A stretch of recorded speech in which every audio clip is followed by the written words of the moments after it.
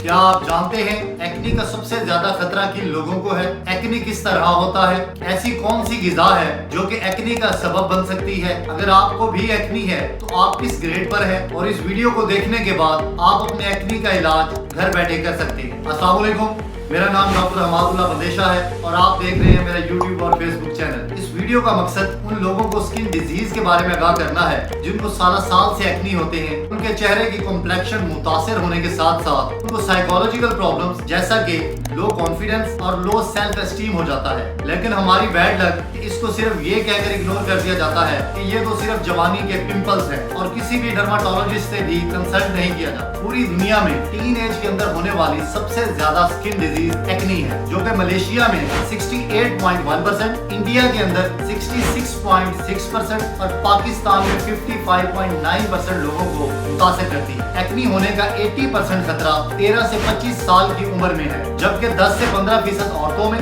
और 5% तक मर्दों में ये 40 साल की उम्र तक भी हो सकते हैं। अब अगर देखा जाए कि एक्ने बनते कैसे हैं, तो इसके लिए सबसे पहले हम इसके स्ट्रक्चर के बारे में जानेंगे। एक्ने स्किन पोर्स में बनते हैं जिनके अंदर हेयर फॉलिकल्स, सेबेशियस ग्लैंड जो कि ऑयल प्रोड्यूस करते हैं और इसके गिर्द स्किन में प्रॉब्लम की वजह से होते हैं। इसके मेजर फैक्टर्स में hormonal changes, follicular hyperkeratosis, propionibacterium acne और इन्फ्लेमेशन है। अब होता ये है कि हार्मोनल इन्फ्लुएंस की वजह से सेबेशियस ग्लैंड और भी ज्यादा ऑयल प्रोड्यूस करना शुरू कर देता है और साथ ही हेयर फॉलिकल की भी एबनॉर्मल ग्रोथ शुरू हो जाती है, जिसे हाइपरकेराटोसिस कहा जाता है। अब इन दोनों की वजह से स्किन पोर्स बंद हो जाते हैं, जिसे कोमिडोन या आम लफ्जों में कील भी कहा जाता है। अब इसकी दो इकसाम है। अगर तो ये स्किन के पोर्स बाहर की तरफ से बंद करता है तो ये ओपन कोमिडोन है जो कि ब्लैक हेडेड होगा। लेकिन अगर ये अंदर की तरफ से बंद करता है तो ये क्लोज कोमिडोन है जो कि व्हाइट हेडेड होगा। ये एक्ने का प्राइमरी लीजन है। इसके बाद एक बैक्टीरिया जिसे प्रोपियोनोबैक्टीरियम कहा जाता है वो जाकर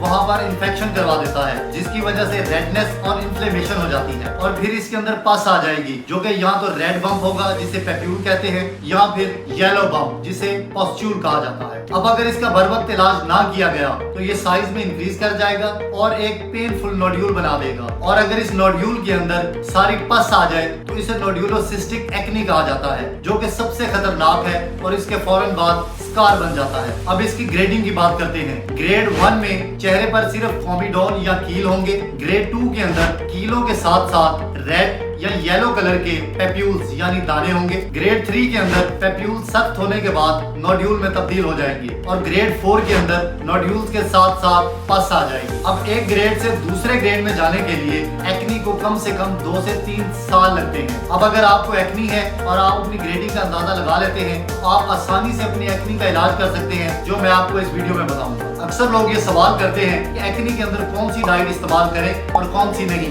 अब ऐसी कोई भी डाइट जो कि जाकर एंड्रोजन के लेवल को बढ़ाए वो इनडायरेक्टली तौर पर एक्ने की वजह बन सकती है। इनमें सबसे पहले मिल्क और मिल्क प्रोडक्ट्स हैं, जिनमें चीज, पनीर वगैरह शामिल हैं। उसके बाद स्वीट्स और चॉकलेट वगैरह शामिल हैं। अब बात करते हैं एक्ने के इलाज के बारे में। दरअसल एक्ने के इलाज के अनुसार मरीज के ग्रेड के ऊपर होता है कि मरीज कौन से ग्रेड के ऊपर है। अब इसके इलाज के लिए कोई एक टैबलेट या क्रीम नहीं कि आप ये इस्तेमाल करने से ठीक हो जाएंगे, बल्कि इसके लिए ओरल थेरेपी, टॉपिकल थेरेपी और प्रोसीजरल थेरेपी है। टॉपिकल थेरेपी की बात की जाए तो इसमें ऐसी मेडिसिन मौजूद है जो कि आप चेहरे के ऊपर लगा सकते हैं, जिनमें क्रीम, लोशन, जेल और फेस वॉश है। इसमें सबसे इम्पोर्टेंट है टॉपिकल रेटिनॉइड, जो कि छोटे से दाने की मिकदार में रात को मरीज अपने चेहरे पर लगाता है, या फिर बेंजाइल पेरोक्साइड जो कि दोनों एंटीबायोटिक और एंटी इंफ्लेमेटरी के तौर पर काम करता है। फेस वॉश के लिए सबसे बेहतरीन है सैलिसिलिक एसिड बेस या फिर lactic acid base face wash, जो कि कोमिडोन्स और ऑयली स्किन के लिए अच्छे हैं। ओरल एंटीबायोटिक थेरेपी में एजिथ्रोमाइसिन,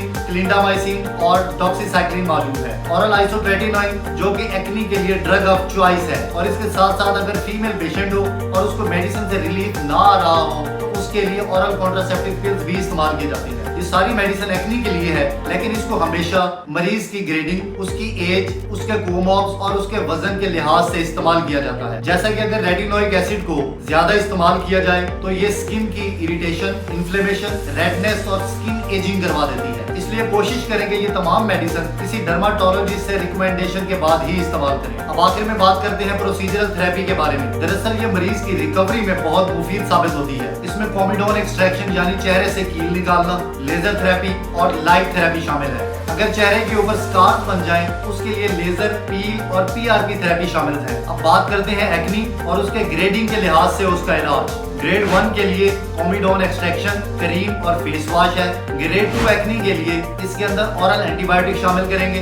ग्रेड 3 में ओरल रेटिनॉइड्स, एंटीबायोटिक्स और प्रोसीजरल थेरेपी शामिल है। ग्रेड 4 के लिए oral retinoids, steroids, antibiotics, intralesional injection और प्रोसीजरल थेरेपी शामिल है। अगर एक्नी का प्रॉपर इलाज करवाया जाए तो ये 100% क्योरेबल डिजीज है, चाहे किसी भी ग्रेड पर हो। लेकिन ये टाइम टेकिंग डिजीज है जो कि रिकवर करते करते 6 to 9 मंथ ले जाती है। अब वीडियो के आखिर में मैं आपको एक्नी से रिलेटेड फ्रीक्वेंटली आस्क्ड क्वेश्चन का आंसर करूंगा। क्या बार बार चेहरा धोने से एक्नी खत्म हो सकता है? दरहकीकत ऐसा करने से और भी ज्यादा स्किन इरिटेशन और इन्फ्लेमेशन होती है, जिससे एक्नी के चांसेस और भी ज्यादा बढ़ जाते हैं। क्या ज्यादा पानी पीने से भी एक्नी कम हो सकते हैं? ज्यादा पानी पीने से स्किन और बॉडी जरूर हाइड्रेटेड और हेल्दी होते हैं, लेकिन इससे एक्नी खत्म नहीं होते। क्या मेकअप करने से भी एक्नी बढ़ सकते हैं?